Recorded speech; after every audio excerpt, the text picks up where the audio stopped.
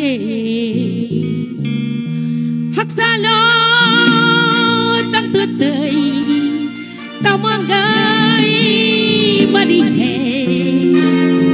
gần nào phải ai ye sao phải đê gần nào phải đi à chưa phải đi thani có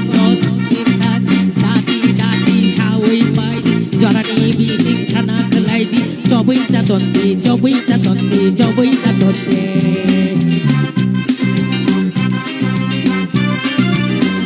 Hey mana phai di achuk phai di khani kok koduk sadi dati sawi phai di Jorani bising chana kelai di cobi jaton di cobi jaton di cobi jaton di Rucha phai di musa phai di Mazar gol di yafa korop di tong thok tong di Hasala tok tu tơi Tong manggai mari he Kanau mo phayai ye vai de